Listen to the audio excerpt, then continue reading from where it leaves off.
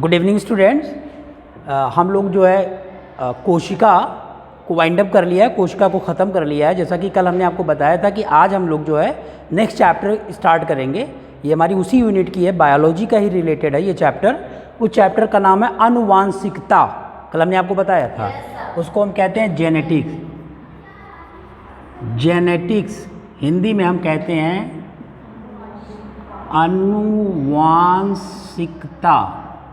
आनुवांशिकता, आनुवांशिकता यानी आनुवांशिक लक्षणों का जो हम अध्ययन करते हैं, जेनेटिक कैरेक्टर की जो हम स्टडी करते हैं, वो आनुवांशिकता के अंतर्गत करते हैं। क्लियर?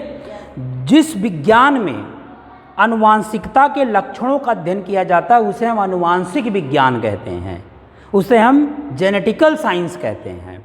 जैसे भी हमने आपसे बताया कि जिसमें हम वनस्पत विज्ञान का अध्ययन करते हैं उसको हम वनस्पत विज्ञान, जंतु विज्ञान। तो प्रश्न ये भी पूछेगा कि जिसमें आनुवांशिकता के लक्षणों का अध्ययन करते हैं उस विज्ञान को हम क्या कहते हैं? तो हमारा उत्तर होगा आनुवांशिक विज्ञान, जेनेटिकल साइंस। ठीक?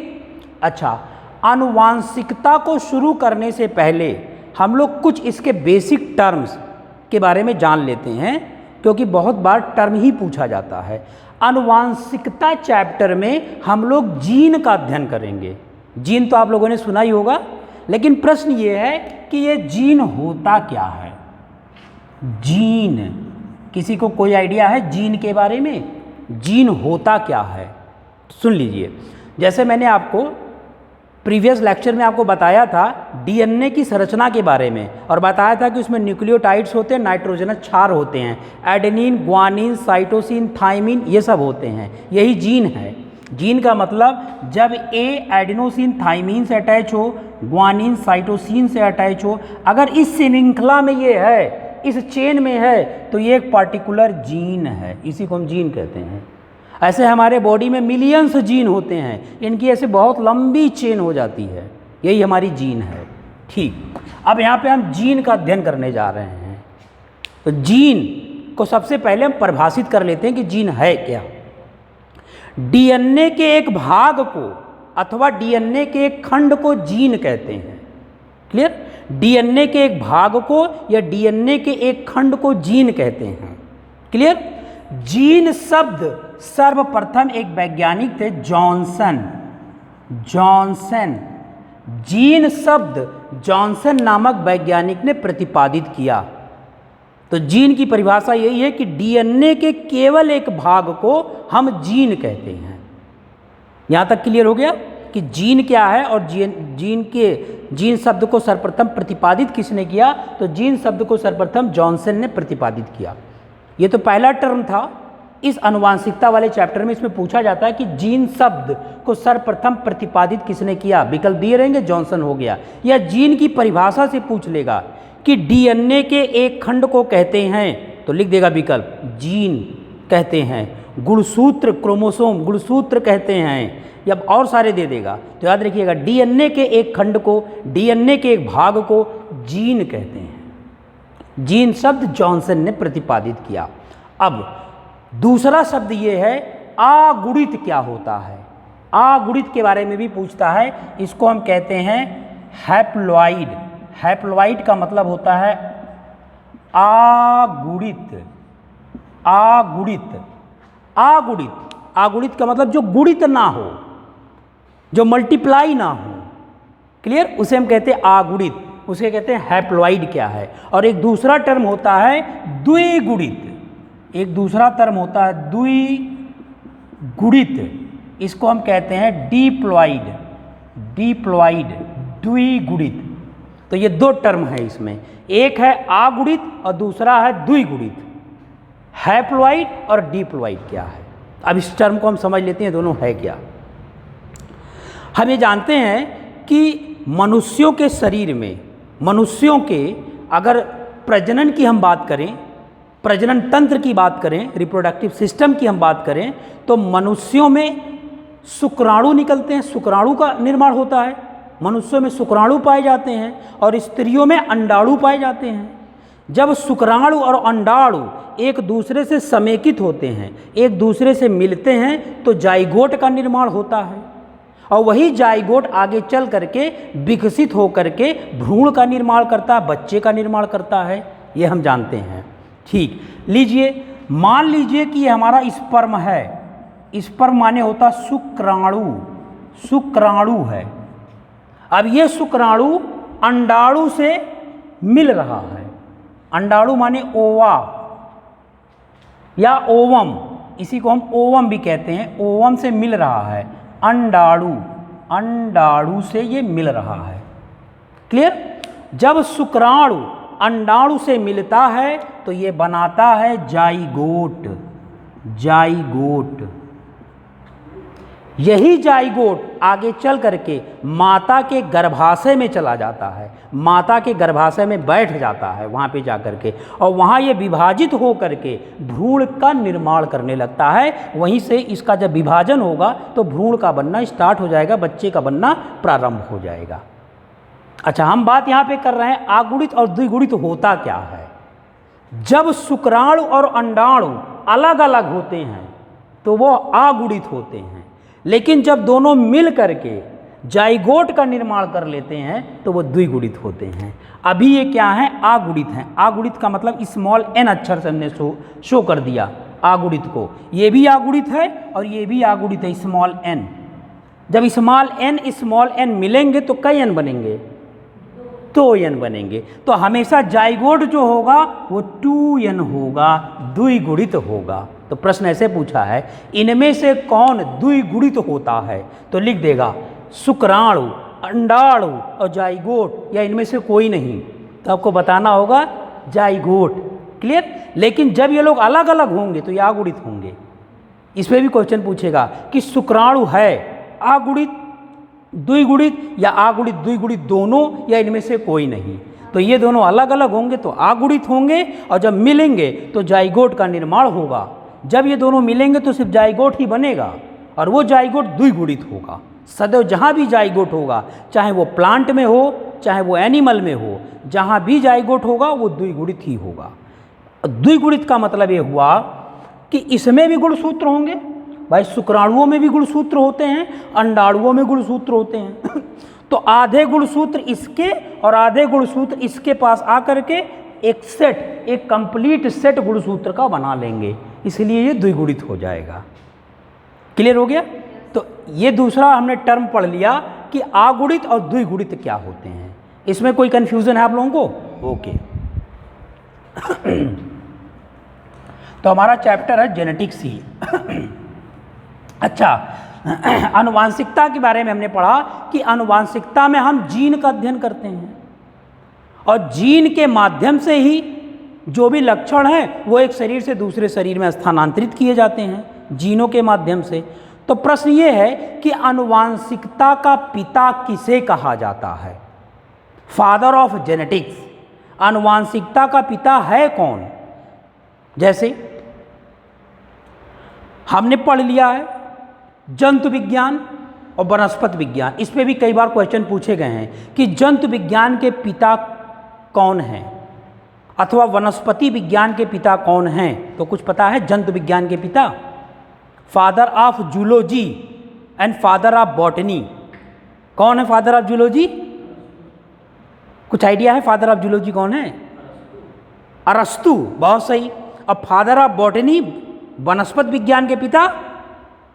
हाँ ठीक है, चलिए father of zoology, father of zoology, father of zoology, क्योंकि बायोलॉजी है ना, जीव विज्ञान की दो शाखाएं हैं, जंतु विज्ञान और वनस्पति विज्ञान, दोनों के पिता अलग अलग हैं। तो फादर ऑफ जूलॉजी, जंतु विज्ञान के जो पिता हैं वो अरस्तु हैं। इनको लिखा जाता है एरिस्टोटल कहा जाता है, एरिस्टोटल, अरस्तु हिंदी में कहते हैं। तो इसके जो हैं वो हैं अरस्तु। तो जंतु विज्ञान के जो पिता हैं वो हैं अरस्तु। क्लियर हो गया? अब नेक्स्ट हमारा है कि फादर ऑफ बॉटनी, वनस्पति विज्ञान के पिता कौन है? ये भी कई बार पूछा गया क्वेश्चन कि वनस्पति विज्ञान के कौन। तो अरस्तु का नाम तो जरूर दिए रहेगा ताकि आप इसमें कंफ्यूज हो जाएं। अरस्तु का भी दिया रहेगा, लैमार्क दिया रहेगा, डार्विन दिया रहेगा, बहुत सारे वैज्ञानिक दिया रहेगा। तो वनस्पति विज्ञान के पिता जो हैं उनको हम कहते हैं Theophrastus. Theophrastus, Theophrastus, Theophrastus. Clear हो गया ये? यानी फादर ऑफ बॉटनी, वनस्पति विज्ञान के पिता को हम थियोफ्रास्टस कहते हैं। अच्छा, एक तो हो गया इनके पिता पे क्वेश्चन पूछा गया कि जंतु विज्ञान के पिता कौन है, वनस्पति विज्ञान के पिता कौन है, तो यहाँ दोनों क्लियर हो गया। एक बार ये क्वेश्चन पूछा गया है कि अरस्तु ने कौन सी बुक लिखी, कौन सा किताब लिखा जिसमें उन्होंने 500 जंतुओं का वर्णन किया, या ऐसे क्वेश्चन पूछा गया था। थियोफ्रास्टस जो वनस्पति विज्ञान के पिता हैं उनकी किताब का क्या नाम है, तो 4 किताब का नाम उसमें विकल्प में रहेगा, तो आपको लिखना होगा उसमें एक विकल्प। तो अरस्तु ने जो अपनी किताब लिखी, अरस्तु, एरिस्टोटल कहते हैं, अरस्तु की किताब का नाम है हिस्टोरिया, हिंदी में भी यही नाम है, हिस्टोरिया प्लैंटेरम, हिस्टोरिया प्लैंटेरम, हिस्टोरिया प्लैंटेरम। तो हिस्टोरिया प्लैंटेरम नामक किताब अरस्तु ने लिखी और इसमें इन्होंने 500 जंतुओं, एनिमल के 500 जंतुओं के विभिन्न प्रजातियों का अध्ययन किया, क्योंकि एक जंतु के तो कई प्रजातियां होती हैं। तो इन्होंने इसमें 500, अपनी किताबों में 500 जंतुओं के विभिन्न प्रजातियों का वर्णन किया हुआ है। तो अरस्तु की किताब का नाम है हिस्टोरिया प्लैंटेरम। अब दूसरा आ गया कि थियोफ्रास्टस की किताब का क्या नाम है। इस किताब में भी इन्होंने 500 भिन्न प्रकार के पौधों की प्रजातियों का अध्ययन किया, क्योंकि ये बॉटनी के हैं तो ये पौधों का अध्ययन करेंगे और ये जंतुओं का। तो इनकी किताब का नाम है थियोफ्रास्टस। थियोफ्रास्टस की किताब का नाम है हिस्टोरिया, हिस्टोरिया, ये हिस्टोरिया। क्लियर? हिस्टोरिया, इनकी किताब का क्या नाम है? हिस्टोरिया। क्लियर हो गया चीज? ओके। तो यहां पे हम लोगों ने देख लिया कि फादर ऑफ जूलॉजी कौन है, उन्होंने कौन कौन सी किताबें लिखी और थियोफ्रास्टस ने कौन सी किताब लिखी। तो किताब से संबंधित भी कई क्वेश्चन पूछे गए हैं। यहां तक ये कॉन्सेप्ट क्लियर हो गया? कोई कंफ्यूजन है इसमें? चलिए, ये तो टर्म आ रहे थे और इसमें अरस्तु भी आ गए, तो अरस्तु को भी हम लोगों ने डिस्कस कर लिया। अब अगला है आगुणित और द्विगुणित, हमने पढ़ लिया। और क्रोमोसोम के बारे में पहले ही पढ़ा है, क्योंकि क्रोमोसोम भी हमारा डीएनए में है। अगर एक शरीर से दूसरे शरीर में जीन, डीएनए जा रहा है, तो मतलब डीएनए के एक भाग को जीन कहते हैं, तो जीन भी जा रहा है।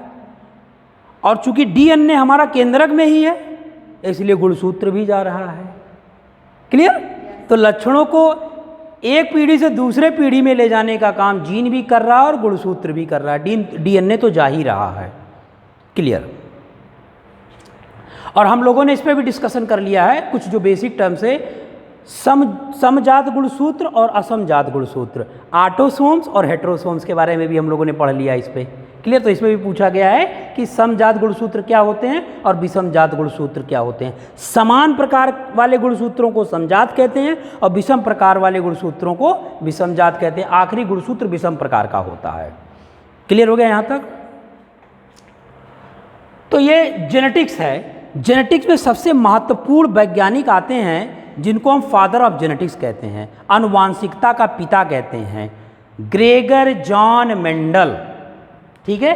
तो फादर ऑफ जेनेटिक्स, आनुवांशिकता के पिता, फादर ऑफ जेनेटिक्स, जेनेटिक्स आनुवांशिकता के पिता को हम कहते हैं ग्रेगर, ग्रेगर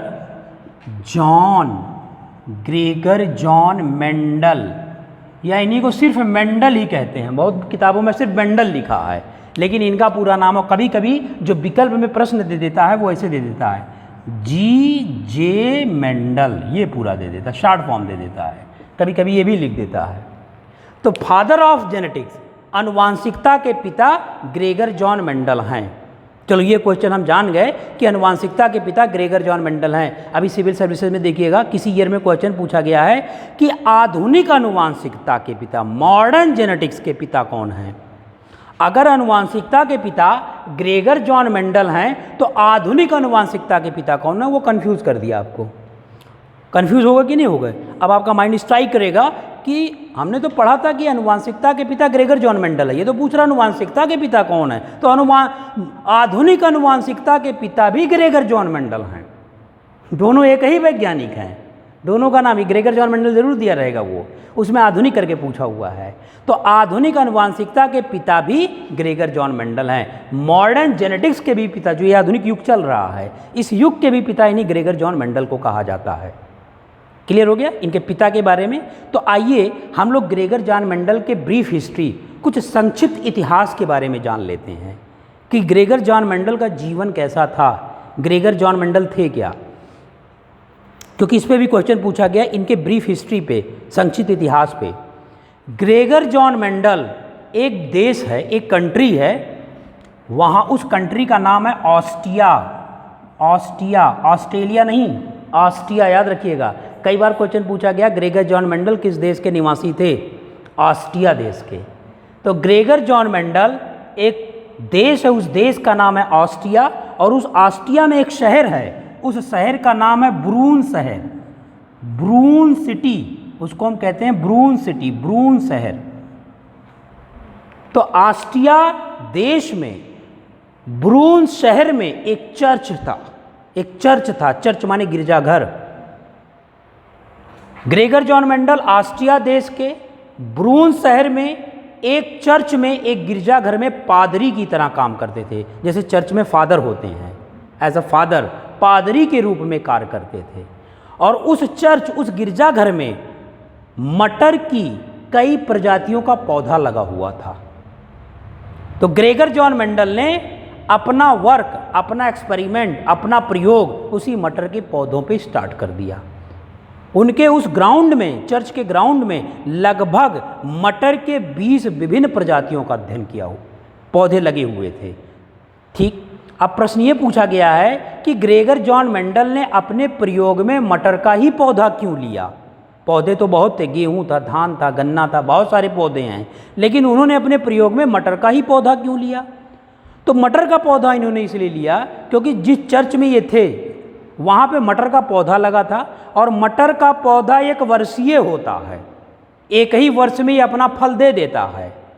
तो अगर मटर की विभिन्न प्रजातियों को लेकर के हम प्रयोग करें तो मटर की एक ही साल में हम मटर की कई प्रजातियों का अध्ययन कर सकते हैं। तो इसीलिए इन्होंने अपने प्रयोग में मटर का पौधा लिया। अच्छा, ग्रेगर जॉन मेंडल की एक आदत थी, वो आदत बड़ी ख़राब थी। खराब ये आदत थी, जो भी वे प्रयोग करते थे, जो भी एक्सपेरिमेंट करते थे, उसको रिटेन नहीं करते थे, लिखते नहीं थे। तो अगर हमने भाई हम लैब में गए और अपना कोई प्रयोग किया और प्रयोग करके हट आए और उसको लिखा नहीं, तो कौन उसका रिकॉर्ड रखेगा? हमें कैसे मालूम है कि हम क्या किए हैं? तो उन्हीं के एक फ्रेंड थे, उनका नाम था, इनके दोस्त पर भी सवाल पूछा गया है, उनके फ्रेंड का नाम था Hugo de Vries. Hugo de Vries ये ग्रेगर जॉन मेंडल के बहुत घनिष्ठ मित्र थे, ह्यूगो डी ब्रीज। तो जो भी वो अपना प्रयोग करते थे, ह्यूगो डी ब्रीज उसको लिख लिया करते थे, हर प्रयोग को ये लिख लिया करते थे। अब बहुत सारे इन्होंने प्रयोग किया, ग्रेगर जॉन मेंडल मर गए, क्लियर। लेकिन ये इनके जो दोस्त थे इतने ईमानदार थे कि उनके मरने के बाद अगर वो चाहते कि जितना भी ये प्रयोग किया था अपने नाम से प्रकाशित कर देते। अब तो ग्रेगर जॉन मेंडल है ही नहीं, अब पूरी वर्ल्ड को बता देते कि सारा वर्क मैंने किया है। लेकिन ये बहुत ऑनेस्ट थे, इन्होंने मेंडल के नियमों को पूरे संसार में जो फैलाया वो अपने नाम से नहीं फैलाया, मेंडल के नियम के नाम से फैलाया। इसलिए आप भी पढ़ते हैं, सब लोग पढ़ते हैं मेंडल का नियम, ह्यूगो डी ब्रीज का नियम नहीं पढ़ते हैं, हम मेंडल का नियम पढ़ते हैं, क्लियर। तो ये लिखते थे। बाद में ये भी बहुत बड़े वैज्ञानिक हुए, बाद में चल करके इन्होंने उत्परिवर्तनवाद का सिद्धांत दिया। कई बार क्वेश्चन पूछा गया है, उत्परिवर्तनवाद के पिता कौन हैं? म्यूटेशन इसको कहते हैं, उत्परिवर्तन को म्यूटेशन कहते हैं। म्यूटेशन, म्यूटेशन माने उत्परिवर्तन, उत्परिवर्तन के पिता कौन है? Father of mutation, father of mutation, father of mutation, उत्परिवर्तनवाद के पिता ह्यूगो डी ब्रीज हैं, ना कि ग्रेगर जॉन मेंडल। ये आनुवांशिकता के पिता हैं और उत्परिवर्तन के पिता हैं ह्यूगो डी ब्रीज। अब प्रश्न ये है, ये उत्परिवर्तन क्या है, ये म्यूटेशन क्या है? इसकी सिंपल सी परिभाषा है, जीन में अचानक होने वाले परिवर्तन को उत्परिवर्तन कहते हैं। अगर हम किसी भी जीन में अचानक कोई परिवर्तन हो जाए, चाहे वो वायुमंडल के द्वारा हो जाए या हमारे शरीर पे कोई किरण डाली जाए, जैसे एक्सरे किरण डाली जाए, पराबैंगनी किरण डाली जाए, अल्ट्रावायलेट रेज डाली जाए, तो उससे भी हमारे जीन प्रभावित होते हैं, अफेक्टिव होते हैं, उस जीन में कोई ना कोई परिवर्तन आ जाता है।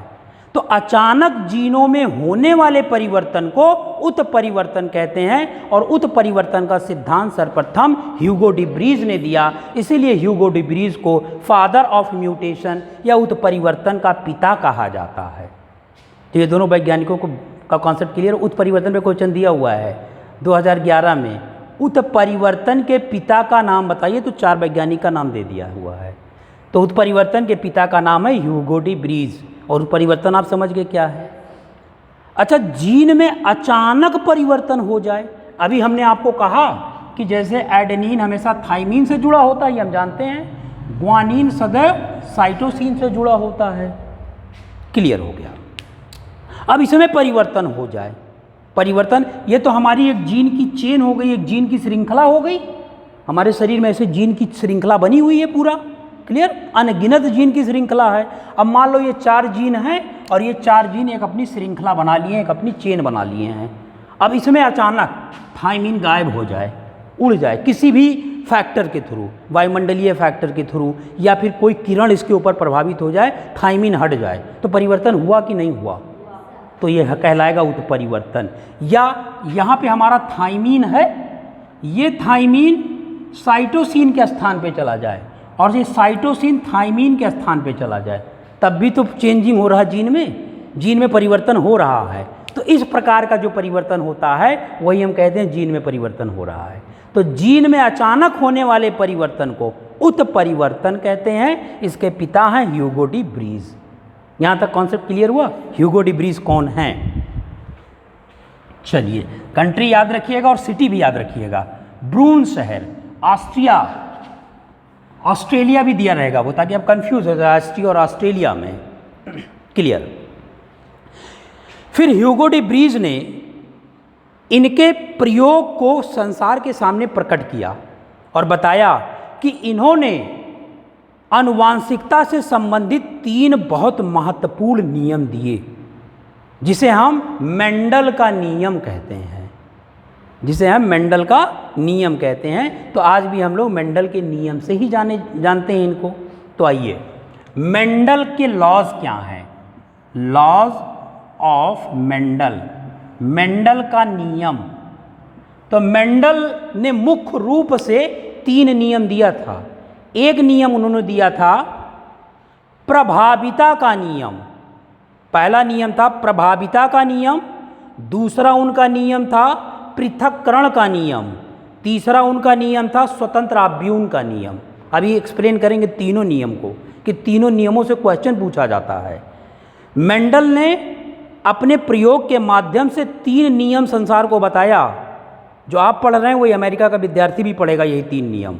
पहला नियम इन्होंने दिया प्रभाविता का नियम, पृथक्करण का नियम, स्वतंत्र आव्यूह का नियम। तो 3 नियम इन्हें बनाए। इन्होंने पहला नियम दिया law of dominance. Dominance, dominance का मतलब प्रभाविता, प्रभाविता, प्रभाविता का नियम। दूसरा इन्होंने नियम दिया लॉ ऑफ सेग्रीगेशन। सेग्रीगेशन माने पृथक्करण, पृथक्करण माने किसी भी चीज़ का अलग होना, पृथक हो जाना, अलग हो जाना। तो इसको हम कहते हैं पृथक्करण, पृथक्करण का नियम। अगला इन्होंने नियम दिया law of independent, law of independent assortment. इसका मतलब हुआ स्वतंत्र आव्यूह का नियम, स्वतंत्र ऑफ व्यून, स्वतंत्र आव्यून, इसको हम कहते हैं स्वतंत्र आव्यून का नियम। तो मेंडल ने 3 नियम दिए, लॉ ऑफ डोमिनेंस प्रभाविता का नियम, लॉ ऑफ सेग्रीगेशन पृथक्करण का नियम, पृथक माने हम जानते हैं अलग होना, तीसरा इन्होंने दिया लॉ ऑफ इंडिपेंडेंट असॉर्टमेंट स्वतंत्र आव्यून का नियम। तो ये मेंडल के 3 नियम हैं। क्लियर? अच्छा, अब इन 3 नियमों को पढ़ने से पहले हम कुछ टर्म और जान लेते हैं कि एक संकरण क्या होता है और द्विसंकरण क्या होता है। जैसे अभी हम लोगों ने जाना आगुणित और द्विगुणित के बारे में, अब हम जान लेते हैं एक संकरण क्या है और द्विसंकरण क्या है। एक संकरण और द्विसंकरण में भी कई बार क्वेश्चन पूछा गया है। एक संकरण को हम कहते हैं मोनोहाइब्रिड। मोनोहाइब्रिड, मोनोहाइब्रिड के माने एक संकरण, एक संकरण। दूसरा होता है डाई हाइब्रिड, डाई हाइब्रिड, इसको हम कहते हैं द्विसंकरण, द्विसंकरण। क्लियर? अब द्वि माने हो गया 2 और एक माने हो गया 1। क्लियर है इसके नाम से। एक संकरण में एक पौधे के 2 लक्षणों का अध्ययन किया जाता है। पौधा एक होगा, लक्षण 2 होगा। जैसे एक लंबा पौधा, पौधा तो यही है, मटर का हमने पौधा ले लिया, एक लंबा पौधा और दूसरा बौना पौधा। तो पौधवा तो एक है लेकिन लक्षण 2 हैं, एक लंबे का लक्षण है और एक बौने का लक्षण है। क्लियर? मतलब एक ही पौधे के 2 लक्षण लिए जाते हैं एक संकरण में। पूछ लेगा कि एक संकरण में किस प्रकार के पौधे लिए जाते हैं, तो एक पौधा होगा लेकिन 2 लक्षण होगा। द्विसंकरण में क्या होगा, पौधे भी 2 होंगे और लक्षण भी 2 होंगे। क्लियर? जैसे मटर है या चना है, हमने उसका कोई बीज ले लिया। क्लियर? अब हमने जब बीज लिया तो देखा मटर का जो बीज है उसका आकार, तो आकार एक लक्षण है, उसका आकार गोल है, तो गोल एक लक्षण हो गया। और उस मटर के बीज का जो रंग है वो पीला है, तो 2 लक्षण हो गए कि नहीं हो गया? आकार गोल है, रंग पीला है। दूसरा हमने जो मटर का बीज लिया उसका जो आकार है वो झुर्रीदार है, उसमें झुर्रियाँ पड़ी हुई हैं, लेकिन उसका जो रंग है, कलर है, वो हरा है। तो आप देख रहे हैं 2 लक्षण आ रहे हैं। ठीक है? दोनों अलग अलग बीज हैं और दोनों में अलग अलग लक्षण हैं, इसलिए हम उसको द्विसंकरण कहते हैं। ये चीज़ याद रखिएगा कि पूछता है कि इसमें मेंडल का कौन सा नियम एक संकरण विधि पर आधारित है, मेंडल का कौन सा नियम द्विसंकरण विधि पर आधारित है।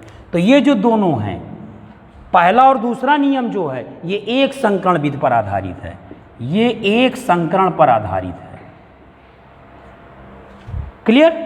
और मेंडल का जो तीसरा नियम है, यही तीसरा नियम ही द्विसंकरण पर है, खाली द्विसंकरण पर ही तीसरा ही नियम है, द्विसंकरण विधि पर यही आधारित है। क्लियर हो गया? याद रखिएगा कि मेंडल का ये कौन सा नियम एक संकरण पर और तीनों दिया रहेगा, या इसमें से एक दे देगा, बाकी ये भी दे देगा और कुछ दे देगा। तो मेंडल का ये दोनों नियम एक संकरण विधि पर आधारित है, मेंडल का ये नियम स्वतंत्र आव्यून का नियम द्विसंकरण विधि पर आधारित है। तो एक संकरण और द्विसंकरण हम समझ लिए क्या होता है। क्लियर? अब जब हम इसको अभी एक्सप्लेन करेंगे आपको, तो द्विसंकरण के माध्यम से एक्सप्लेन करेंगे और इन दोनों को हम एक संकरण के माध्यम से एक्सप्लेन करेंगे। तो क्लियर हो गया ये मेंडल के नियम, मोनो हाइब्रिड और डाई हाइब्रिड क्या है, अनुवांशिकता क्या है। ठीक,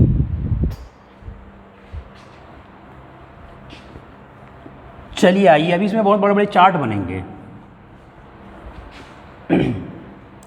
अब हम मेंडल के पहले नियम का अध्ययन करने जा रहे हैं, जिसको हम क्या कहते हैं, लॉ ऑफ डोमिनेंस। अभी आपको बहुत ही इजी लगेगा ये। अभी आप अपने बुक में देखेंगे या कहीं भी देखेंगे, जो भी आप रेफरेंस की बुक लेते हैं, चाहे वो परीक्षा वाणी हो, बहुत सारी किताबें हैं, या लूसेंट की है, तो उसमें आप देखोगे कि यही सब चार्ट बना रहेगा। जो भी आप प्रिपरेशन के लिए साइड की बुक लेते हैं तो उसमें थोड़ा सा आप कन्फ्यूज हो जाएंगे कैसे, अभी यहाँ बहुत ईजी हो जाएगा। पहला नियम हमारा है law of dominance. Law of dominance का मतलब प्रभाविता का नियम, ये हमने आपको बता दिया, प्रभाविता का नियम। प्रभावी लक्षण जो प्रकट करे, प्रभावी। ये क्लासरूम है, ठीक, ये क्लासरूम है। इस क्लासरूम में 15 बच्चे सपोज उदाहरण के तौर पे बैठे हुए हैं, उसमें जो 14 बच्चे हैं वो बेचारे छोटे पतले दुबले टाइप के हैं, और एक जो बच्चा है लंबा चौड़ा मोटा सा है, तो प्रभावी कौन होगा? मोटा वाला सब पे हावी होगा ना। तो प्रभावी का मतलब जो हावी हो जाए दूसरे पर, जब वो हावी होगा तो इसका मतलब वो हुआ कि वो अपना लक्षण दिखा रहा है कि मैं लंबा चौड़ा हूँ, आगे मत आना। ठीक। लेकिन मेंडल ने जब प्रयोग करते रहे तो उनको 1 से 2 पीढ़ी तक दिखाई दिया कि जो पहली पीढ़ी में हावी था वो दूसरी पीढ़ी में भी हावी है, तीसरी पीढ़ी में भी हावी है। क्लियर?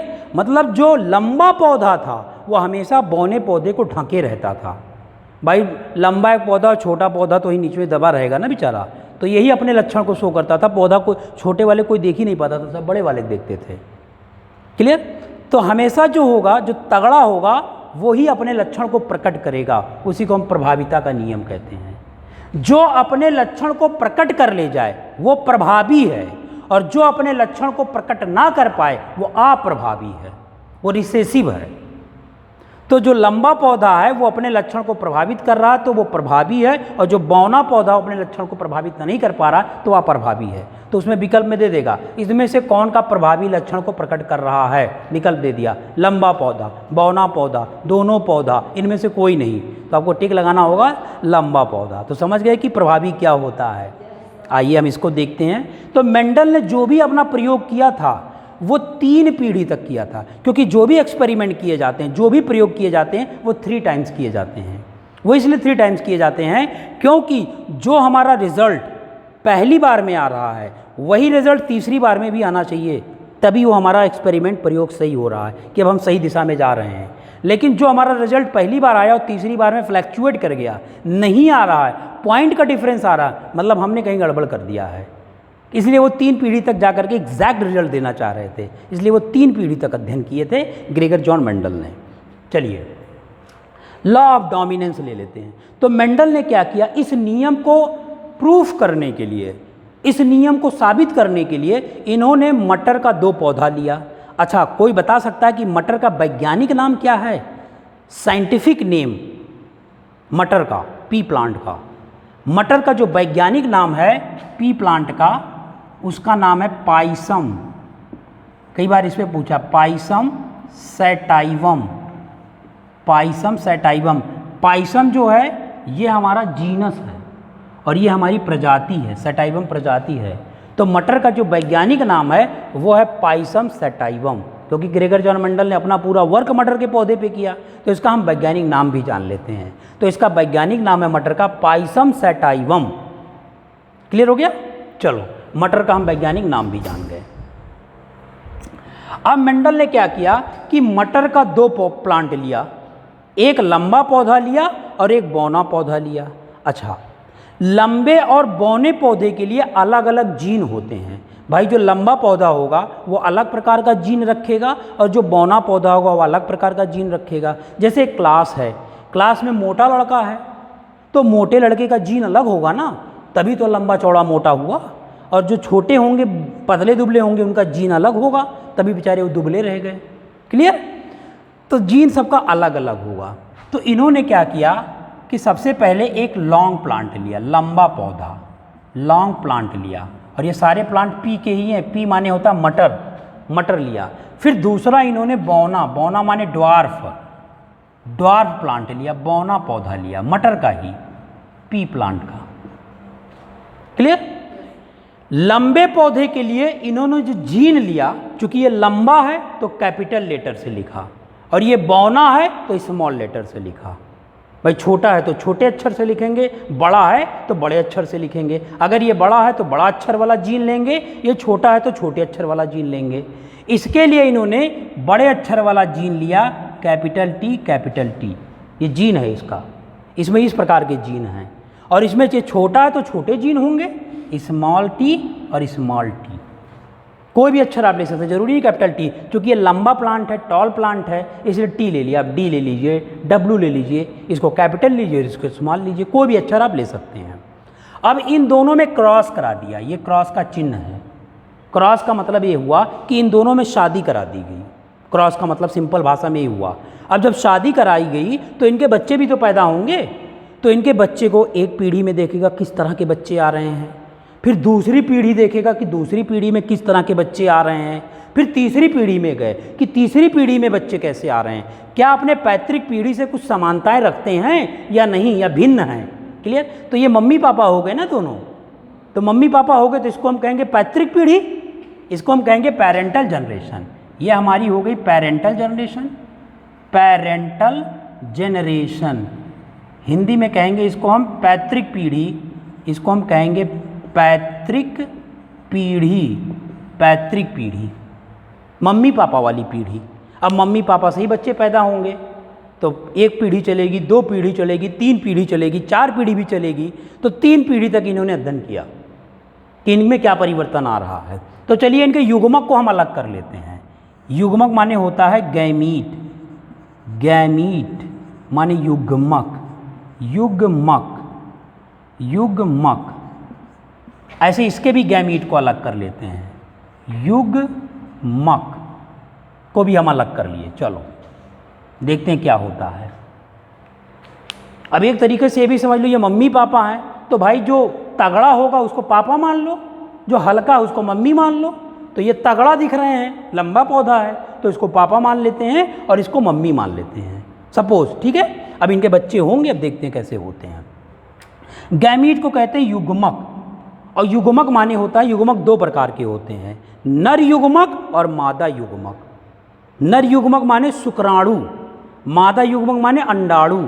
तो जो नर निकालेगा वो शुक्राणु निकालेगा, और जो मादा निकालेगी वो अंडाणु निकालेगी। तो इसके अंदर से नर युग्मक निकलेंगे और इसके अंदर से मादा युग्मक निकलेंगे। क्लियर हो गया? ओके। तो गैमीट हो गया, ये हमारा गैमीट हो गया कैपिटल टी और कैपिटल टी, और ये हमारा गैमीट हो गया स्मॉल टी, स्मॉल टी। ठीक, आइए, या इस तरीके से भी कर सकते हैं, या इनके दोनों गैमीट को हम अलग कर लें, ऐसे करके अलग कर लें। कैपिटल टी यहाँ लिख दें, कैपिटल टी यहाँ लिख दें, और इसको भी हम अलग करके स्मॉल टी यहाँ लिख दें और स्मॉल टी यहाँ लिख दें। अब देखते हम ये हैं कि इनमें क्या परिवर्तन हो रहा है, पहली पीढ़ी में क्या आ रहे हैं। तो जब पहली पीढ़ी में हम इनमें क्रॉस कराएंगे, तो पहली पीढ़ी में जब हम क्रॉस कराएंगे तो जो बच्चा पैदा होगा, जो बच्चा पैदा होगा, जो नई मटर की प्रजाति आएगी, कुछ लक्षण लंबे पौधे के रखेगा और कुछ लक्षण बौने पौधे का रखेगा। तो इनके जो बच्चे होंगे, जो इनका मटर का अगली प्रजाति होगी, उसमें दोनों के लक्षण होंगे। तो मान लीजिए कैपिटल टी पापा का लक्षण हो गया और स्मॉल टी मम्मी का लक्षण हो गया। ये कौन सी पीढ़ी हो गई?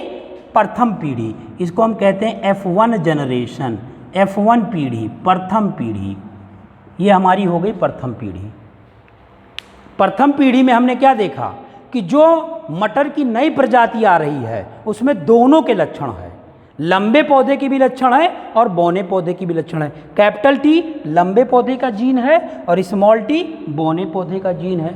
तो प्रथम पीढ़ी में दोनों के लक्षण आएंगे। तो प्रश्न ये है कि मेंडल के जो प्रथम नियम है, प्रभाविता का नियम, उसके प्रथम पीढ़ी में किसके लक्षण आते हैं? तो दोनों के लक्षण आते हैं, लंबे पौधे के भी लक्षण रहेंगे और बौने पौधे के लक्षण रहेंगे। अब जब हमको दूसरी पीढ़ी प्राप्त करनी है, तो दूसरी पीढ़ी प्राप्त करने के लिए इसी का संकरण इसी में कराना होगा। क्लियर? इसी का संकरण इसी में कराना होगा, तभी हमको दूसरी पीढ़ी मिलेगी। तो आइए देख लेते हैं। इसी ये चीज़ याद रखना होगा हमको, क्योंकि नेक्स्ट हम इसको रिमूव करेंगे और ऊपर देखेंगे। इसी का संकरण हम इसी में कराएंगे। ये हमको मिला हुआ है कैपिटल टी और स्मॉल टी। तो कैपिटल टी और स्मॉल टी, अब इसी का संकरण इसी में कराएंगे, कैपिटल टी स्मॉल टी। चलो करा दिए इसका संकरण। क्यों? क्योंकि अब हमको F2 पीढ़ी लानी है। तो संकरण कराने का क्या तरीका है? संकरण कराने का ये तरीका है कि यहीं रफली हम इसको संकरण करा लेते हैं। वही लाना हमको, कैपिटल टी स्मॉल टी का संकरण कराना है, capital T small T. Capital T को पकड़ेंगे और इन दोनों के साथ संकरण करा देंगे, फिर स्मॉल टी को पकड़ेंगे, फिर इन दोनों के साथ संकरण करा देंगे। ऐसे कैपिटल टी और इसका संकरण, तो कैपिटल टी हो गया, ये देखो, फिर इसको पकड़ा और इसके साथ करा दिया, कैपिटल टी और स्मॉल टी। अब इसको पकड़ो, इसको हमने पकड़ा और इसके साथ करा दिया, तो ये भी कैपिटल टी स्मॉल टी आ गया, और इसको पकड़ा इसके साथ करा दिया स्मॉल टी स्मॉल टी। तो चार लक्षण आ गए। देखो यहाँ पे चार लक्षण आ गए। अब यहीं ये 4 लक्षण हम लिख दे रहे हैं कि इनका जो संकरण कराया है वो क्या क्या आ रहे हैं। तो देख लो, कैपिटल टी आ रहा है, दूसरे में कैपिटल टी स्मॉल टी आ रहा है, तीसरे में कैपिटल टी स्मॉल टी आ रहा है और चौथे में स्मॉल टी आ रहा है। क्लियर? ये हमारी कौन सी पीढ़ी होगी? दूसरी पीढ़ी होगी, F2 जनरेशन, दूसरी पीढ़ी। प्रथम पीढ़ी में हमने देखा कि जो मटर की प्रजाति आ रही थी उसमें दोनों प्रकार के लक्षण थे, मतलब लंबे पौधे के भी लक्षण थे और बौने पौधे के भी लक्षण थे। अब इसमें देखो 4 लक्षण आ गए। दूसरी पीढ़ी में जो मटर की प्रजातियां आ रही हैं उसमें 4 लक्षण वाली आ रही हैं प्रजातियां। कैपिटल टी है तो इसमें स्मॉल टी नहीं है, तो ये शुद्ध लंबा पौधा होगा। इन दोनों में बौने पौधे के भी लक्षण है और बड़े के भी हैं, तो ये मिश्रित लक्षण वाले होंगे, मिक्स्ड प्लांट होंगे, दोनों के लक्षण होंगे। इसमें देखो कैपिटल टी नहीं है, तो ये शुद्ध बौना पौधा होगा। क्लियर? अब ये हमारा जो होगा ये प्योर शुद्ध लॉन्ग प्लांट होगा, प्योर यानी शुद्ध लंबा पौधा होगा। और ये जो हमारा होगा ये मिश्रित पौधा होगा, मिक्स्ड प्लांट, मिश्रित पौधा होगा, मिश्रित होगा। और ये जो हमारा होगा ये हमारा होगा प्योर ड्वार्फ प्लांट, शुद्ध बौना पौधा होगा। ये हमारा शुद्ध बौना पौधा है। क्लियर? अब देखो प्रश्न ये है कि जो मेंडल के लॉ ऑफ डोमिनेंस में, प्रभाविता के नियम में जो दूसरी पीढ़ी आती है उस दूसरी पीढ़ी में किस प्रकार के लक्षण आते हैं। तो इसी प्रकार के लक्षण आएंगे। उसमें एक शुद्ध लंबा पौधा होगा, 2 मिश्रित पौधे होंगे और एक शुद्ध बौना पौधा होगा। 3 प्रकार की प्रजातियां आएंगी इसमें। देखो 2 इसमें हो जाएंगे और ये 4 प्रकार की प्रजातियां आएंगी। 2 मिश्रित पौधे होंगे, एक लंबा पौधा होगा, शुद्ध लंबा होगा और एक शुद्ध बौना होगा। क्लियर?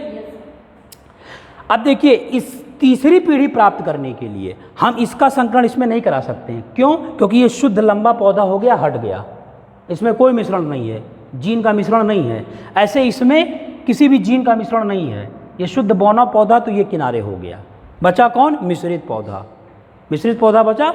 अब फिर हम इसी का इसी में संकरण कराएंगे तीसरी पीढ़ी प्राप्त करने के लिए। तो देखो सेम संकरण कराएंगे ना, जैसे यहाँ कराए थे, इसी का संकरण इसी में कराएंगे तो रिजल्ट सेम आएगा कि नहीं आएगा? रिजल्ट सेम आएगा। तो अगर हम तीसरी पीढ़ी में संकरण कराते हैं तो रिजल्ट हमारा सेम यही आएगा, capital T capital T, capital T small T, capital T small T और स्मॉल टी। ये हमारी होगी F3 जनरेशन। तीसरी पीढ़ी तक उन्होंने कराया था, तीसरी पीढ़ी तक हम यहाँ पे कराएंगे। तीसरी पीढ़ी में हम क्या देख रहे हैं कि सेम रिजल्ट आ रहा है। ये शुद्ध लंबा पौधा होगा, ये मिश्रित पौधा होगा और ये शुद्ध बौना पौधा होगा। अच्छा, क्वेश्चन ये पूछा गया था कि मेंडल का जो प्रभाविता का नियम है, उस प्रभाविता के नियम में जो रिजल्ट आता है, जो परिणाम आता है, वो किस अनुपात में आता है। अनुपात पूछ लिया था। क्लियर? तो मेंडल का जो प्रभाविता का नियम है, इसमें जो परिणाम में जो रिजल्ट आता है वो सदैव 3:1 के अनुपात में आता है। अब हम बता दे रहे हैं कैसे आता है, 3:1 के अनुपात में। क्लियर? अब देखो, हमेशा जो प्रभावी होगा वही सबको दिखाई देगा, जो लंबा पौधा होगा वो सबके नज़र में होगा। तो इसमें देखना ये है कि प्रभावी लक्षण वाले कितने जीन हैं। अभी देखो कैपिटल टी है, ये प्रभावी है, ठीक। कैपिटल टी स्मॉल टी है, कौन प्रभावी है? टी। तो एक प्रभावी यहाँ मिला, एक प्रभावी यहाँ मिला, इसमें कौन प्रभावी है? Capital T. तो 1 प्रभावी, 2 प्रभावी, 3 प्रभावी, तो 3:1 यहाँ आ गया। और एक शुद्ध बौना पौधा है, ये अलग है, एक ही है, इसलिए 3:1 यहाँ आ गया। क्लियर हो गई? तो ये कई बार पूछा गया है कि प्रभाविता के नियम में जो परिणाम में अनुपात आता है उसका अनुपात क्या होगा। विकल्प दिया रहेगा 2:1, 3:1, 3:4, 5:6। तो आपको टिक लगाना होगा 3:1 पर। यह कॉन्सेप्ट क्लियर हो गया? अच्छा, इसी में एक प्रकार का और भी क्वेश्चन पूछा है, आप प्रीवियस पेपर पलट कर देखिएगा, उसमें ये 2015 का क्वेश्चन है, पूछा है ये क्वेश्चन। फिनोटाइप क्या होता है और जीनोटाइप क्या होता है, क्लियर? ऐसे पूछा था। ओवरऑल प्रभाविता के नियम में जो परिणाम में रिजल्ट आता है, जो रिजल्ट आ रहा है वो 3:1 के अनुपात में आ रहा है। क्वेश्चन ये पूछा था कि जीनोटाइप का परिणाम क्या है। इस नियम में, प्रभाविता के नियम में जीनोटाइप का परिणाम क्या है या फिनोटाइप का परिणाम क्या है। तो चलिए पहले हम फिनोटाइप और जीनोटाइप समझ ले रहे हैं। यहाँ हम लिख दे रहे हैं फिनोटाइप, हिंदी में भी ऐसे लिखेगा फिनोटाइप, और यहाँ पे हम लिख दे रहे हैं जीनोटाइप। अभी देखिए बहुत इजी वे में आप समझ जाएंगे जीनोटाइप क्या है और फिनोटाइप क्या है।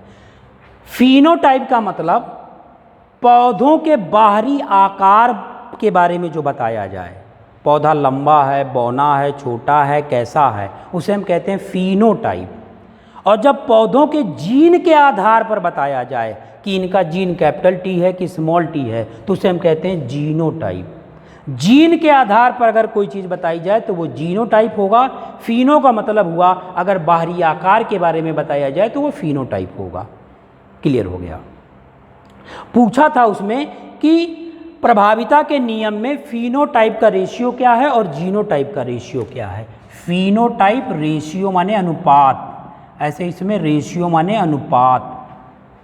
फिनोटाइप का अनुपात क्या है और जीनोटाइप का अनुपात क्या है। तो आइए देख लेते हैं, यही कैलकुलेट कर लेते हैं अनुपात।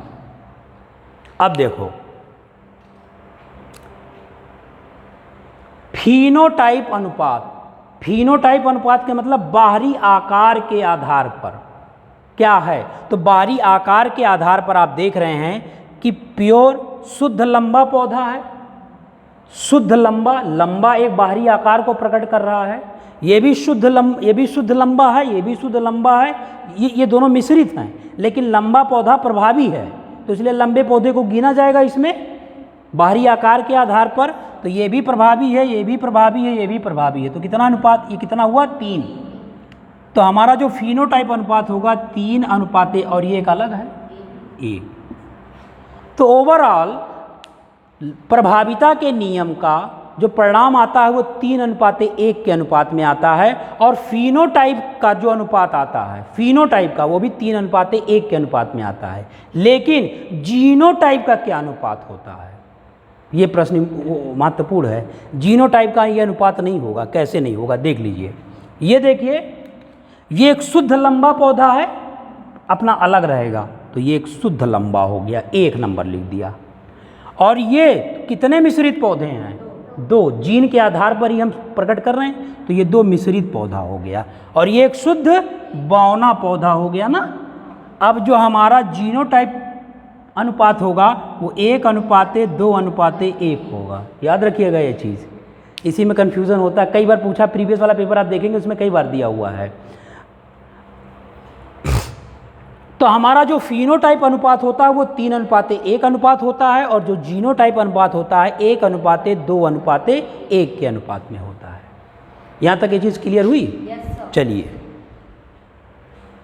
तो ये हम लोगों ने पढ़ लिया मेंडल का प्रथम नियम, प्रभाविता का नियम। प्रभाविता का नियम होता क्या है वो सारी चीज़ें हम जान गए।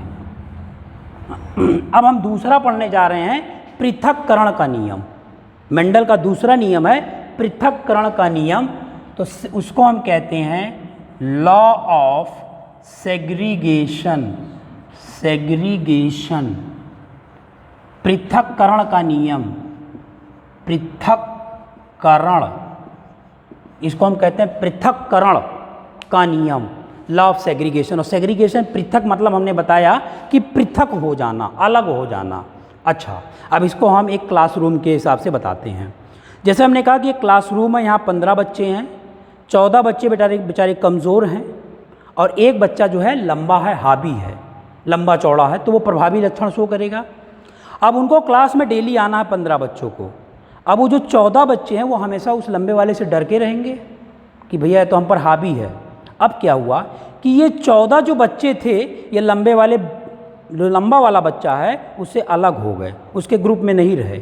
अब ये 14 जो छोटे छोटे बच्चे थे ये अलग होकर के अपना एक ग्रुप बना लिए, और जब ये अपना एक ग्रुप बना लिए और जब लंबा पौधा आया इनके ऊपर हावी होने के लिए तो 14 वाले चढ़ लिए।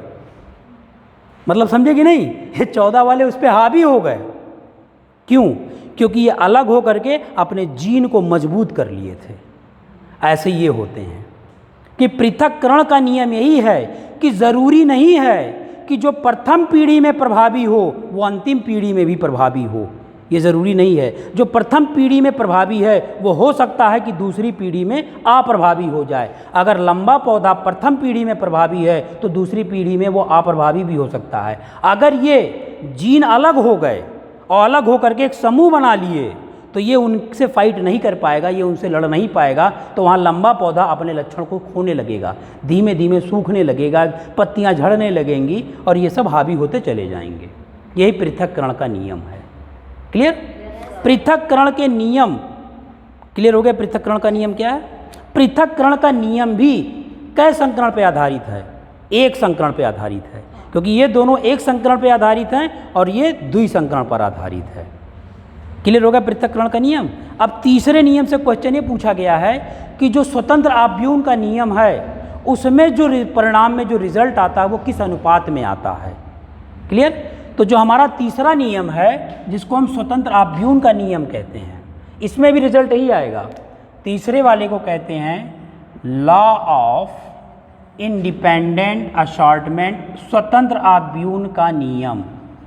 इंडिपेंडेंट असॉर्टमेंट, स्वतंत्र आव्यूह का नियम। इसमें जो रिजल्ट आएगा, जो परिणाम आएगा वो आएगा 9:3:3:3:1। ये अनुपात याद रखना होगा, अनुपात में बहुत क्वेश्चन पूछा गया है। तो जो स्वतंत्र आव्यूह का नियम है वो उसमें जो परिणाम आता है 9:3:3:1 के अनुपात में आता है। ये किस संकरण पर आधारित है? द्वि संकरण विधि पर आधारित है। इसमें 2 लक्षण वाले पौधे होंगे। क्लियर हो गया? तो आइए इसको भी देख लेते हैं द्वि संकरण पे कैसे ये आधारित है। सर्वप्रथम क्या किया कि ग्रेगर जॉन मेंडल ने मटर का पौधा जो लिया या मटर का बीज ले लिया, 2 मटर का सीड लिया, 2 मटर का बीज लिया, यानी इन्होंने एक सीड लिया, सीड माने बीज होता है, एक सीड लिया, इसको प्रथम कह दिया, और इन्होंने एक मटर का और सीड लिया, इसको सीड नंबर 2 कह दिया। क्लियर? अब इस सीड जो लिया इन्होंने प्रथम, इसके लिए जो इन्होंने डिज़ाइन किया, इन्होंने क्या देखा कि सीड जो प्रथम है उसका जो आकार है वो गोल है। क्लियर?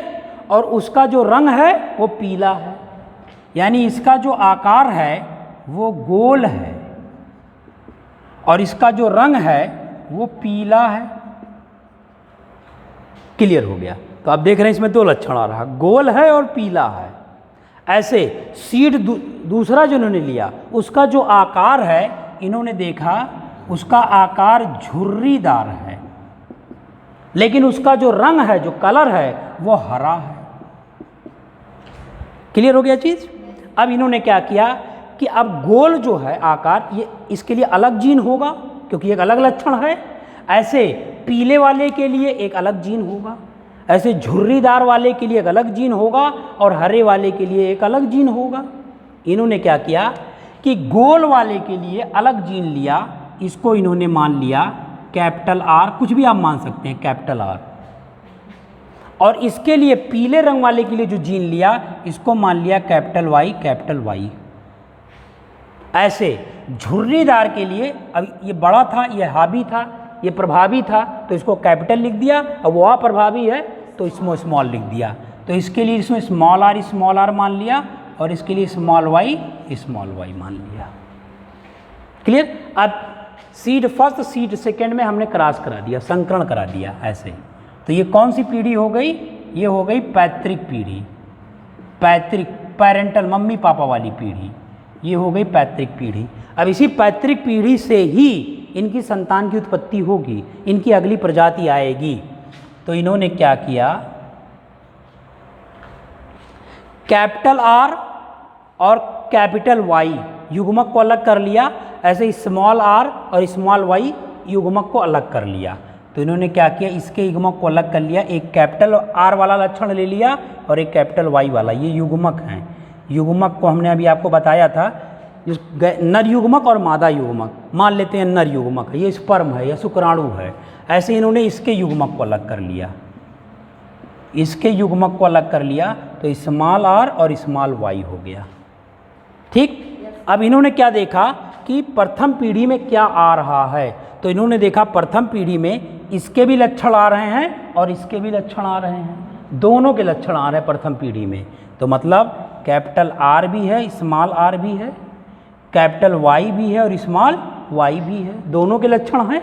तो ये इसकी प्रथम पीढ़ी हो गई, ये इसका F1 जनरेशन हो गया, F1 जनरेशन प्रथम पीढ़ी।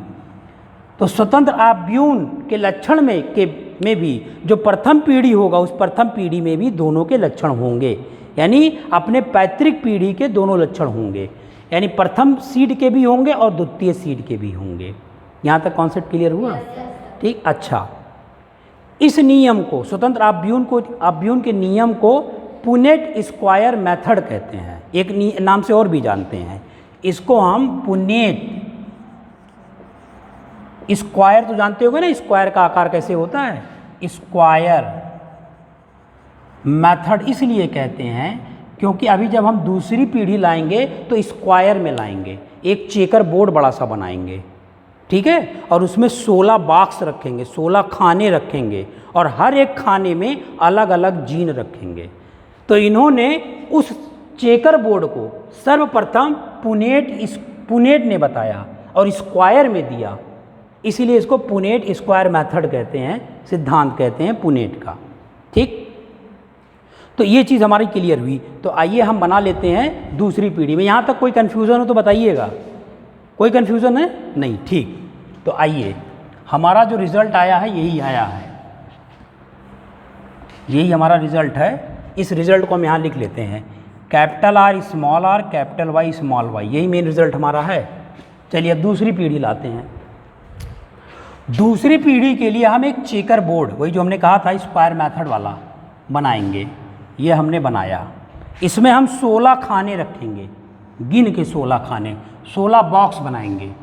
लो, 1, ये 2, ये 3, अब देखो 4-4 बनेगा खाना, 1 2 3 4, 4 8, 4 3 12, 4 चौके 16 बॉक्स बन गए। क्लियर? अब देखिए, अब जब ये 16 बॉक्स बन गए तो इधर हम नर युग्मक लिखेंगे और इधर हम मादा युग्मक लिखेंगे। नर युग्मक माने इधर हम शुक्राणुओं को लिखेंगे और इधर हम अंडाणुओं को लिखेंगे। क्लियर? अब जब शुक्राणु अंडाणु मिलेंगे तो यहाँ क्या बनाएंगे, फिर जब मिलेंगे तो इस खाने में क्या बनाएंगे, ऐसे ऐसे क्या क्या बनाते चले जाएंगे। तो चलिए आइए, ये जो सिंबल होता है ये नर का होता है, ऐसे अगर हम कर दें तो इसके मतलब ये नर है, और इसी को उल्टा कर दें, ये ऐसे कर दें तो इसका मतलब ये फीमेल है, मादा है। तो इसका मतलब इस साइड में जो भी हम लिखेंगे नर युग्मक को लिखेंगे और इधर मादा युग्मक को लिखेंगे, और हमारा रिजल्ट यही आया था।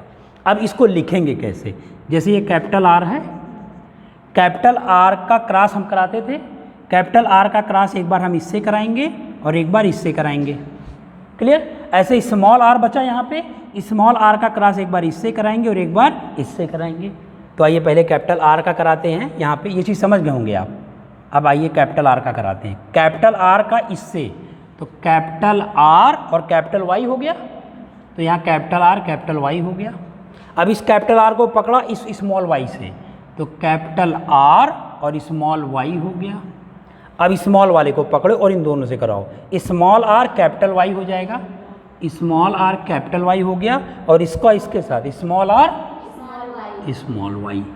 अब अगर हम इसको नर वाले जगह पे लिख दिए तो ये हमारा नर युग्मक हो गया, और इसी चीज़ को अगर हम इसके स्थान पे लिख दिए तो ये मादा युग्मक हो जाएगा। तो सेम इसी चीज़ को हम यहाँ लिख देते हैं, capital R Y, capital R small Y, small R capital Y, small R और स्मॉल वाई। हमने आपको बताया है कि इसमें जो अनुपात आता है दूसरी पीढ़ी में, हमारी F1 जनरेशन बनेगी। अब दूसरी पीढ़ी F1 जनरेशन, हमने आपको बताया कि इसमें जो अनुपात आएगा 9:3:3:1। जैसे अभी हमने 3:1 को कैलकुलेट किया था ना, कि 3:1 आ रहा था, उसमें कैसे आ रहा था ये हमने आपको बताया था, वैसे इसमें देख लेते हैं कैसे आ रहा है। अब देखो, इसको पकड़ो, इसके साथ संकरण कराओ, रिजल्ट यहाँ, ऐसे इसके साथ कराओ, रिजल्ट यहाँ, इसके साथ कराओ, रिजल्ट यहाँ, इसके साथ कराओ, रिजल्ट यहाँ। चलो इसके साथ इस कराओ तो कैपिटल आर कैपिटल वाई ये आ गया। अब इसका और इसके साथ कराओ, capital R capital Y small Y, इसका इसके साथ कराओ, capital R capital Y small Y, ठीक है। अब इसका इसके साथ कराओ, capital R capital Y small Y. अब ये दूसरा बचा। अब इसका संकरण फिर इन सब के साथ कराओ, ऐसे ये इसका संकरण फिर इनके साथ कराओ और रिजल्ट ऐसे लिखते जाओ। अब इसका संकरण इनके साथ कराओ, capital R capital Y small Y. समझ में आ रहा ना चीज़ कैसे हो रहा है? Capital R small Y, capital R small Y capital Y, ठीक है। अब इसको देखते हैं, कैपिटल आर स्मॉल वाई। अब यहाँ पे देखते हैं, कैपिटल आर कैपिटल वाई, यहाँ पे capital R capital Y small Y, यहाँ पे स्मॉल वाई कैपिटल वाई, वहाँ पे small R capital Y small Y. अब यहाँ पे देखते हैं इसके साथ, capital R capital Y small Y, इसके साथ कैपिटल आर स्मॉल वाई, वहाँ पे small Y capital Y small Y, ठीक। ऐसे वहाँ पे small Y small Y. Clear हो गया। अब वही रिजल्ट लाना है कि ये 9:3:3:1 के अनुपात में आएगा कैसे। अब यहाँ पे देखा था आपने कि जो कैपिटल आर लिया था वो किसके लिए लिया था? गोल के लिए लिया था। गोल माने राउंड होता है, राउंड के लिए लिया था, गोल के लिए लिया था। और इस कैपिटल वाई किसके लिए लिया था? किस रंग के लिए लिए थे हम लोग? पीले रंग के लिए, येलो कलर के लिए लिए थे। क्लियर हो गया? ऐसे हमारा जो दूसरा था स्मॉल आर, ये किसके लिए था? किस? झुर्रीदार, इसको हम कहते हैं रिंकल्ड, झुर्रियाँ पड़ी हुई हैं। और जो दूसरा था स्मॉल वाई ग्रीन के लिए था। आइए काउंट करते हैं। हमेशा जो कैपिटल लेटर होगा वो हमेशा स्मॉल लेटर पे हावी होगा और कैपिटल लेटर वाले ही लक्षण लिखे जाएंगे। यहाँ देखो कैपिटल आर सब है, कैपिटल आर है, तो ये कैपिटल आर किसके लिए? राउंड के लिए है। और स्मॉल और कैपिटल वाई किसके लिए? हाँ, तो यहाँ पे हमने लिख दिया आर माने राउंड, वाई माने yellow, round yellow. Clear? Round मतलब गोल पीला। चलो अब यहाँ पे आओ, ये किसके लिए है? राउंड के लिए है। और कैपिटल वाई स्मॉल वाई पे हावी होगा तो किसका लक्षण लिखा जाएगा? येलो का। कैपिटल वाई का ही लक्षण लिखा जाएगा। तो ये भी हो गया राउंड येलो। समझ में आ रही है ना बात? Round yellow. अब यहाँ पे आओ, कैपिटल आर और स्मॉल आर है तो कौन हावी है? कैपिटल आर हावी है। और ये कैपिटल आर किसके लिए है? राउंड के लिए है, गोल के लिए है। ये राउंड हो गया और ये इस पे हावी है कैपिटल वाई, और ये येलो कलर के लिए हो गया। ऐसे ही इन दोनों में ये हावी है तो ये राउंड हो गया, और इसमें ये हावी है तो ये येलो हो गया, वाई माने येलो। अब यहाँ पे आओ, इन दोनों में भी ये हावी होगा तो ये भी राउंड होगा, और कैपिटल वाई इस पे हावी है तो राउंड येलो। देखो राउंड येलो, कैपिटल के लिए येलो है और ये इस पे हावी है तो येलो हो गया। यहाँ पे आओ, ये राउंड हो गया, ठीक। अब स्मॉल वाई है और स्मॉल वाई किसके लिए? ग्रीन के लिए है। तो ये गोल होगा लेकिन हरा हो जाएगा, तो यहाँ पे ये ग्रीन हो गया, हरा हो गया। अब यहाँ पे आओ, ये हावी है तो ये राउंड हो गया, और ये इस पे हावी है तो राउंड येलो हो गया ना। क्लियर? अब यहाँ पे आओ, ये राउंड हो गया और ये ग्रीन हो गया। बहुत सही, ग्रीन हो गया, क्योंकि देखो स्मॉल वाई किसके लिए? ग्रीन के लिए है, यहाँ पे लिखा हुआ है। अब ये इस पे हावी है तो ये राउंड हो गया, और ये वाई कैपिटल है ही तो कैपिटल वाई येलो के लिए है तो ये येलो हो गया। ऐसे ये इस पे हावी है तो ये राउंड हो गया, और कैपिटल स्मॉल पे तो राउंड येलो हो गया। अब ये स्मॉल आर है, रिंकल्ड है, झुर्री है, तो ये हमारा हो गया रिंकल्ड। और कैपिटल वाई है तो ये हो गया एल नहीं, कैपिटल वाई है, येलो होगा ना, ये देखो कैपिटल वाई है, येलो हो गया। चलो अब ये देखो स्मॉल आर क्या है, रिंकल्ड हो गया। कैपिटल वाई इस पे हावी है तो ये येलो हो गया। अब यहाँ पे आओ, ये देखो ये क्या हो जाएगा, राउंड हो जाएगा, और कैपिटल वाई स्मॉल वाई पे हावी है तो कैपिटल वाई जो हावी होगा उसका कलर होगा येलो, तो येलो हो गया। ऐसे इस पे आओ, ये राउंड हो जाएगा और ये स्मॉल वाई है, ग्रीन हो जाएगा, तो ये हो गया ग्रीन। अब ये क्या हो जाएगा, रिंकल्ड हो जाएगा, तो डब्लू हो जाएगा और ये येलो हो जाएगा। अब ये देखो स्मॉल आर है रिंकल्ड के लिए, चलो, और स्मॉल वाई है ग्रीन के लिए, जी फॉर ग्रीन। आओ गिन लेते हैं, गिन हम ये लेते हैं यहाँ पे राउंड येल्लो कितना है, यानी गोल पीला कितना है, गिनो। 1 2, राउंड येल्लो गिनना है, 1 2 3 4 5 6 7 8 9, एक रिजल्ट आ गया 9 अनुपात वाला। राउंड येल्लो 9 होंगे ना, 9 ही हैं। अभी गिनिए, देखिए 1 2 3 4 5 6 7 8, एक ये 9, आर वाई और कहीं नहीं आपको दिख रहा होगा, 9 ही जगह पे हैं, तो मतलब राउंड येल्लो की संख्या कितनी है, 9। अब आओ गिनते हैं। अब राउंड येल्लो के बाद हम गिन लेते हैं राउंड ग्रीन, तो राउंड ग्रीन 1 2 और 3, तो यहाँ हो जाएगा राउंड ग्रीन। देखो 3 फिर आ रहा होगा, अनुपात से मिल रहा होगा, 3, यहाँ तक मामला सॉल्व हो गया।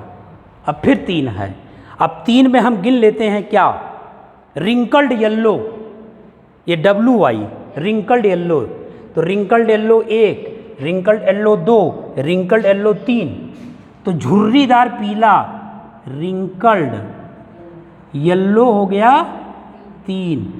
अब बचा क्या, रिंकल्ड ग्रीन एक है, तो ये हो गया रिंकल्ड ग्रीन बराबर 1। तो देखो सेम अनुपात यहाँ आ गया, प्रूफ हो गया कि जो मेंडल का तीसरा नियम है, स्वतंत्र आव्यून का नियम, उसमें जो परिणाम आता है 9:3:3:3:1 में आता है। अब पूछ लेगा वो कि उसमें जो राउंड येल्लो है उसकी संख्या कितनी होती है, यानी जो गोल पीला है उसकी संख्या 9 होगी, जो गोल हरा है उसकी संख्या 3 होगी, जो झुर्रीदार पीला है उसकी संख्या 3 होगी, जो झुर्रीदार हरा है उसकी संख्या 1 होगी।